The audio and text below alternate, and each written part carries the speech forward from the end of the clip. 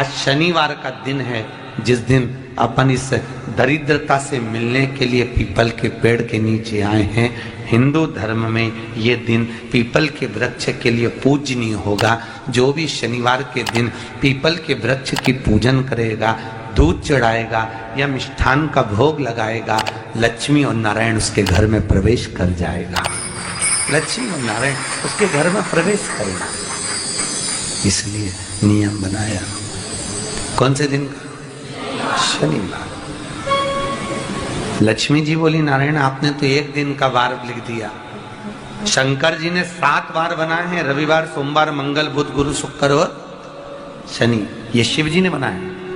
अब एक दिन आपने अपना बना लिया, बाकी के दिन अगर कोई इस पीपल के वृक्ष के नीचे आएगा और यहाँ तो दरिद्रता बैठी है, तो उसका क्या होगा? भगवान नारायण बोले, सुन दरिद्रता, तेरे से एक विनती है, अगर कोई भी मनुष्य इस पीपल के पेड़ के नीचे अगर 7 दिन में आता है और उसके हाथ में अगर कोई सामग्री होती है तो तू उसके घर में प्रवेश नहीं करेगी।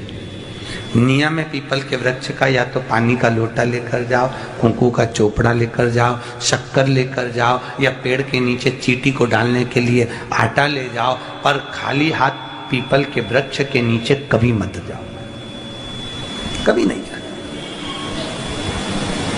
खाली हाथ जाओगे तो दरिद्रता तुम्हारे घर में प्रवेश करेगी। दरिद्रता उठकर खड़ी होकर बोली, नारायण तुमने अपनी मनमानी करी है, एक दिन मुझे भी मेरा चाहिए। भगवान ने कहा, बोल कौन सा दिन चाहिए?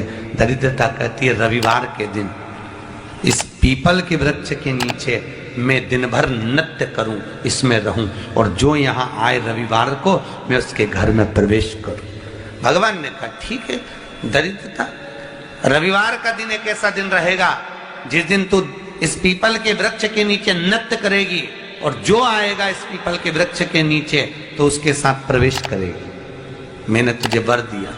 इसलिए हमारे यहाँ केवल पीपल का वृक्ष अगर दीवार में भी लग जाता है ना, किसी की फैक्ट्री की दीवार में, किसी के घर की दीवार में पीपल का वृक्ष अगर लग जाता है, पीपल का पौधा लग जाता है, उसको कितना भी तोड़ लो वो वापिस लग जाएगा। फिर तोड़ोगे फिर लग जाएगा। अगर पीपल के पौधे को तोड़ना है तो केवल रविवार का दिन एक नींबू, एक मिर्ची और बमूल का कांटा, ये 3 चीजें रखने के बाद में आधे घंटे बाद रविवार के दिन पीपल के पेड़ को उखाड़ कर फेंक दो। दूसरी बार कभी पीपल दीवार में लगता ही नहीं है, कभी नहीं लग सकता। केवल एक रविवार का, केवल एक संडे, इतवार का। घर में दीवारों पर अगर पीपल लग भी गया है, इसलिए पीपल के वृक्ष को उखाड़ने का, अगर घर में पीपल लगा हुआ है या पीपल का पौधा हमारे घर में लग गया, उसको उतारना, निकालना, लगाना, तो पीपल के वृक्ष को अगर निकाला जाता है तो रविवार के दिन, और अगर पीपल के वृक्ष को कहीं लगाया जाता है तो सोमवार के दिन या मंगलवार के दिन, बुधवार के दिन, इन दिनों में लगा सकते पीपल के वृक्ष कहीं लगाना। शनिवार का दिन एक ऐसा दिन होता है जिस दिन पीपल के वृक्ष को कहीं जाकर लगाया नहीं जाता, क्योंकि शनिवार के दिन पीपल के वृक्ष के नीचे लक्ष्मी रहती है। हम अपने हाथों से अगर पीपल का वृक्ष किसी दूसरी जगह पर शनिवार को रोपित करते हैं तो हमारे घर की लक्ष्मी अपने घर से छिन्न होकर चली जाती है। इसलिए शनिवार के दिन पीपल लगाया नहीं जाता, किसी के घर जाकर उसको वापिस पलटा नहीं जाता। लग गया उसको डाल। प्रभु मेरी धर्म पत्नी को कहाँ रखूं आप बताओ? वो तो जहाँ यज्ञ होता है, अनुष्ठान होता है, दान होता है, पुण्य होता है, सत्कर्म होता है, वहां जाने को तैयार नहीं। अब करूं क्या? भगवान ने बोला एक काम करो। दुर्वासा जी बोले, जिसके यहाँ रात्रि में बर्तन झूठे पड़े रहते हो उसके घर में इस दरिद्रता को लेकर तुम प्रवेश कर जाना। जिसके यहाँ रात्रि में बर्तन झूठे पड़े हो वहां लेकर प्रवेश कर जाओ। दूसरी जगह दुर्वासा जी बोले, जो स्त्री घर में दोपहर के समय पर सो रही हो उसके घर में इसको लेकर प्रवेश कर जाइए। जो स्त्री दोपहर के समय में घर पर सो रही हो इस दरिद्रता को लेकर प्रवेश कर जाइए। तीसरा, जिसके यहाँ पर दरवाजे पर कांटे वाले पौधे लगे हों उस घर में इस दरिद्रता को लेकर प्रवेश कर जाइए। दरिद्रता, कितनी सुंदर बात कही है। दाता और विधाता, कौन कौन? दाता और विधाता। लक्ष्मी और दरिद्रता के सगे भाई हैं। कौन कौन? दाता और विधाता। दाता को फिटकरी प्रिय है, विधाता को नमक प्रिय है। ये दोनों हमेशा लक्ष्मी को और दरिद्रता को दोनों को समझाते थे, दोनों में प्रेम बढ़ाते थे। आज भी हिंदू धर्म की रीति है, यहां तो ठीक है, जिसके यहां पर भी अगर थोड़ी सी भी परेशानी होती है, थोड़ा सा क्लेश होता है, अशांति होती है, लक्ष्मी नहीं टिक रही हो, काम नहीं बन रहे हो, बहुत प्रयास करा जा रहा हो और हमारा कार्य नहीं होता, तो क्या करते हैं? फिटकरी और नमक को पानी में डाल देते हैं और घर में पोछा लगा देते हैं। आप लोगों ने आजकल फेसबुक पे भी पढ़ा होगा, व्हाट्सएप पे भी पढ़ा होगा। तो क्यों लिखा उसमें? उसका कारण ही केवल इतना है कि दाता और विधाता की प्रियता उसमें। माता ख्याति के जो 4 बच्चे हुए, इसमें जो 2 लड़के हैं, दाता और विधाता, उसकी प्रियता उसमें, उसकी पूर्णता उसमें। अब दुर्वासा जी बोले अपनी धर्म पत्नी को वहां लेकर, जहां कांटेदार पौधे लगे हों वहां पर लेकर प्रवेश कर जाइए। कांटेदार पौधों में उस दरिद्रता का निवास हो गया। कितना विचित्र कथा यहां वर्णन करी है। श्रीमद् भागवत के अंतर्गत जो वर्णन किया कि मृत्यु निश्चित है, रोग ऐसा शनि महाराज के कारण हो गया हो, अच्छे काम करते करते उल्टे हो रहे हैं, होते हैं किसी किसी के साथ में, विपरीत परिस्थितियां आ जाती है, अच्छा करने जाओ बुरा हो जाता है, अच्छा कर्म करने जाओ बुरा हो जाता है। तो पीपल के वृक्ष की जो छाल होती है, छाल देखिए, पीपल के वृक्ष में जो छाल लगी होती है, उस छाल को घिसकर चंदन बनाकर भगवान शंकर का स्नान कराकर, अभिषेक कराकर, पूजन कराने के बाद में पिपलेश्वर महादेव का नाम लेकर, कौन से महादेव? पिपलेश्वर महादेव का नाम लेकर वो जो घिसी हुई छाल होती है, उस छाल का तिलक भगवान शंकर को लगा लो और उसी का थोड़ा सा भाग अपने कंठ पर, मस्तक पर लगाना प्रारंभ कर दो। धीरे धीरे जो विपरीत दशा है वो सुधरना प्रारंभ हो जाती है। पर नाम याद रखना, पिपलेश्वर। काशी में जो शिव जी की स्थापना कौन ने करी? काशी में जो शंकर भगवान बैठे उनकी स्थापना करी थी शनि महाराज ने। किसने करी थी? शनि महाराज ने। क्योंकि भगवान शनि महाराज को उनकी माता के द्वारा श्रापित हो गए और शनि महाराज कांपने लगे। शनि महाराज कांपते कांपते, मैं जाऊं तो जाऊं कहां, करूं तो करूं क्या? महाराज शनि महाराज दौड़े और दौड़कर भगवान भोलेनाथ के पास पहुंचे। हे शंकर, त्रिकालदर्शी, कैलाशी, अविनाशी, कृपा करिए बाबा भोलेनाथ, कृपा करो। क्योंकि दुनिया में 33 करोड़ देवी देवता हैं जिनको शनि लग सकता है, केवल एक किसको छोड़कर? शिव को छोड़कर। राम जी को शनि लगा तो 14 वर्ष वनवास चले गए। कृष्ण को शनि लगा तो मथुरा छोड़कर द्वारका चले गए। शनि लगा, हनुमान जी को शनि लगा तो गुफा में बैठकर राम राम जपना पड़ा। शनि सबको लगता है, केवल शनि नहीं लगता तो एक मेरे महादेव को, मेरे भोले बाबा को नहीं लगता।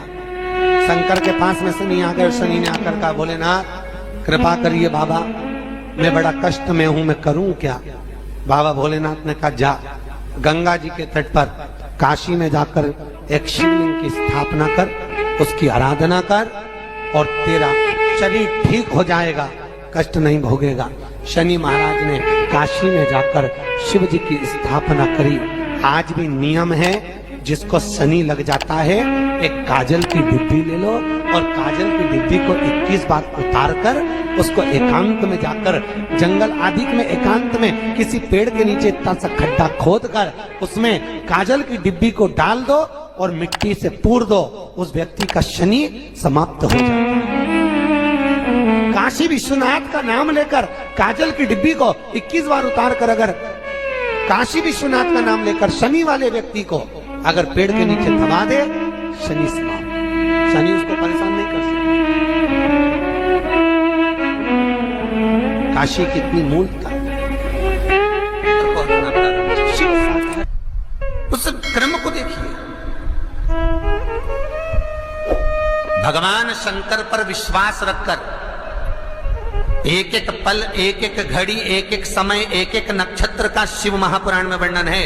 यहां तक शास्त्र कहता है कि पीपल के वृक्ष की जब भगवान शिव रचना करे, पीपल के वृक्ष की जब रचना करी गई तो उस पीपल के वृक्ष में भी कौन सा समय किसका है ये शिव महापुराण वर्णन करती है। सुबह 4 बजे से लेकर 7:30 बजे तक पीपल के वृक्ष में ब्रह्मा जी का वासा होता है। 7:30 बजे से लेकर 10:30 पौने 11 बजे तक पीपल के वृक्ष में भगवान विष्णु का वासा होता है। 10:30 बजे से लेकर पीपल के वृक्ष में 11:30 बजे तक पितरों का वासा होता है। 11:30 बजे से लेकर 12:30 बजे तक पीपल के वृक्ष में आहूतों का वासा होता है। 12:30 बजे से लेकर शाम को 4 बजे तक पीपल के वृक्ष में वासुकों का वासा होता है। 4 बजे से लेकर शाम को 7:30 बजे तक पीपल के वृक्ष में शंकर का वासा होता है। 7:30 बजे से लेकर 9:30 बजे तक पीपल के वृक्ष में कुबेर का वासा होता है। 9:30 बजे से लेकर फिर कुबेर के वृक्ष में अन्य देवों का वासा चालू हो जाता है। इसलिए हमारा हिंदू धर्म कहता है, हमारे शास्त्र कहते हैं कि पीपल के वृक्ष को जब पूजा जाता है, पीपल के वृक्ष की जब पूजन करी जाती है तो सुबह 10:30, 11, ज्यादा से ज्यादा 11:30, ज्यादा से ज्यादा 12, उसके पहले पीपल के वृक्ष की पूजन कर लेना चाहिए। रात को कुबेर का वासा होता है, इसलिए पीपल के वृक्ष में दीपावली के दिन रात्रि को 8:30 बजे से लेकर 9:30 बजे के बीच में जो पीपल के वृक्ष के नीचे घी का दिया लगाता है उसके घर में कभी संपदा की कमी नहीं आती है, क्योंकि कुबेर स्वयं विराजमान होता है पीपल के वृक्ष के नीचे। क्यों? क्योंकि 11:30 बजे से लेकर 12:30 बजे तक पीपल के वृक्ष में पितरों का वासा रहता है, आहूतों का वासा रहता है, फिर वासुकों का वासा आता है। पितृ किसको कहते हैं? महाराज जो पूरी उम्र लेकर चले गए और उनके भीतर अभिलाषाएं बहुत थी, मैं ये भी करना चाहता हूं, मैं ये भी करना चाहता हूं, वो पितृ हो जाते हैं। आहूत किसको कहते हैं?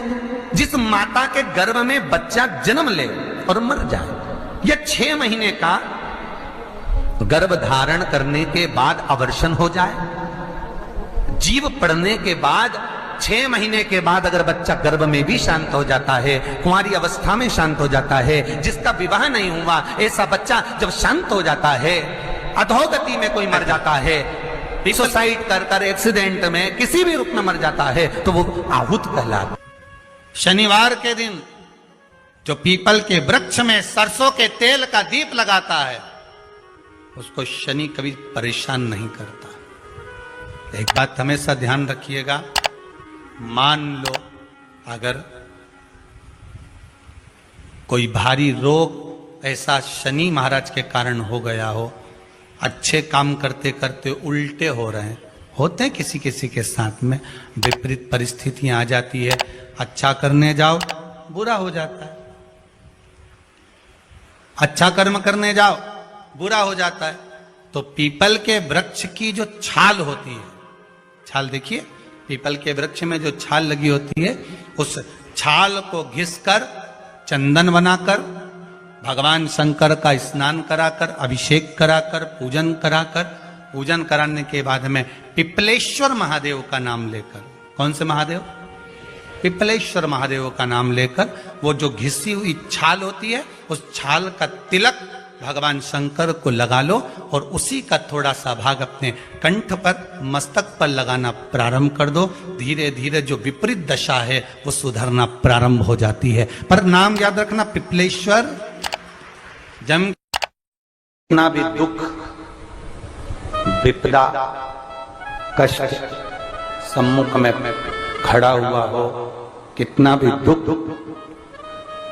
पूंजी धन की अगर आपको कमी पड़ रही है और ऐसा लग रहा है कि मेरे पास में कुछ भी नहीं, हम तो यहाँ तक कहेंगे कोई मकान बना रहे हो, बेटी का विवाह कर रहे हो, बेटे का विवाह कर रहे हो, कोई अच्छा कार्य कर रहे हो, धन संपदा की भी कमती दिखे तो समय पर कांता भगवान का स्मरण कर, कांता चक्र का स्मरण कर, शिव और नारायण का नाम लेकर, एक बेलपत्र, एक शमी पत्र, एक श्वेत पुष्प, एक लाल पुष्प, दोनों हाथ में लेकर भगवान शंकर के अशोक सुंदरी के स्थान पर अगर समर्पित करा जाए तो संपदा की भी कमी नहीं आती। वो कांता चक्र है जो नारायण के। यहाँ तक शिव महापुराण की कथा कहती है, अगर कोई विद्वत ब्राह्मण ने आपको बताया है कि आपके घर में पितृदोष है, कोई विद्वान ब्राह्मण ने बता दिया कि आपके घर में काल सर्प दोष है, कोई विद्वान ब्राह्मण ने बता दिया कि आपके यहाँ पर ये वास्तु दोष है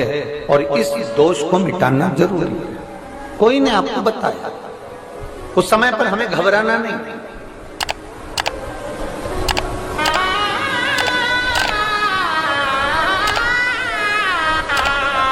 उस समय में घबराने का क्रम नहीं है। कहते हैं पीपल का जो जल झड़ता है पीपल के वृक्ष से, आप लोगों ने कभी देखा है कि नहीं देखा, वो हमको नहीं मालूम।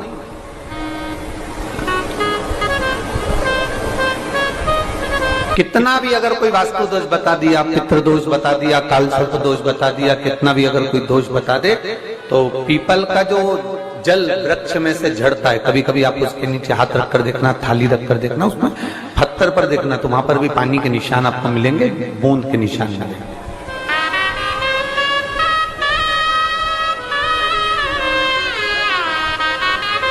मात्र उस पीपल के वृक्ष के जल की एक बिंदी, एकमात्र बिंदी, शंकर भगवान का जो शिवलिंग है जलाधारी है, चरण है, गणेश कार्तिक का स्थान है, अशोक सुंदरी का स्थान है, और प्रत्येक जलाधारी में से पानी बीच में से आकर नीचे की ओर गिरता है, नीचे की ओर गिरता है। आप लोगों के स्मरण में हमने पहले भी बताया कि राइट में किसका स्थान है, गणेश जी का, लेफ्ट में कार्तिक के, बीच में अशोक सुंदरी, ये क्या है, पार्वती जी का हस्त कमल शिवलिंग, और ऊपर से जो जल एक एक बूंद शंकर जी के शिवलिंग पर गिर रहा है, वो शंकर जी की 5 लड़कियां जया, विषहरा, शामली बारी, दौतली और देव, शंकर जी की 5 लड़कियों एक एक बूंद पानी शिव जी पर गिरा रहा। जहां जल नीचे गिरता है उस स्थान से जहां तक जल बहकर जा रहा है उस स्थान तक 33 कोटि देवताओं का स्थान, 33 कोटि देवताओं का स्थान। अब जहां पानी आया, जहां नीचे गिरा, उसके बीच में जो स्थान होता है, आप लोगों ने देखा है कि नहीं देखा? जिनने देखा है जरा हाथ उठाओ। ये पानी जैसे यहां तक आया और यहां के बाद नीचे गिरेगा, तब वो नाली के माध्यम से बाहर जाएगा। तो जितनी दूर यहां से वो नीचे की ओर जो गिर रहा है, यहां से वो नीचे की ओर जो पानी जा रहा है, ये जो स्थान होता है, ये हमारे 3 दोषों को निवारण तुरंत कर देता है। एक हमारा पितृदोष, एक हमारा काल सर्प दोष और एक हमारा वास्तु दोष का निवारण ये तुरंत करता है। और ये तो हमने केवल आपको शिव महापुराण के माध्यम से बताया कि ये 3 दोष का निवारण कर देता है, पर यदि कभी आप ध्यान से लिंग पुराण को पढ़ेंगे, आप यदि लिंग पुराण को पढ़ेंगे और गीता प्रेस गोरखपुर की लिंग पुराण को लाकर यदि आप पढ़ते हैं, या गीता प्रेस गोरखपुर की शिव अंक को भी आप अगर पढ़ेंगे, उसका नंबर हमारे स्मरण में नहीं आ रहा है, शिव अंकों को भी अगर आप पढ़ेंगे तो उसमें भी आपको वर्णन मिलेगा कि हम तो केवल 3 दोष का बता रहे हैं, पर हमारे शास्त्र तो यहाँ पर और भी दोषों का वर्णन कर रहे हैं। जैसे किसी ने बता दिया आपको शनि का दोष है, किसी ने बता दिया मंगल का दोष है, किसी ने बता दिया आपको केतु का दोष है, किसी ने बता दिया आपको राहु का दोष है, किसी ने आपको कह दिया कि बृहस्पति का दोष है, किसी ने कह दिया आपको ये वाला दोष है। दुनिया के जितने दोष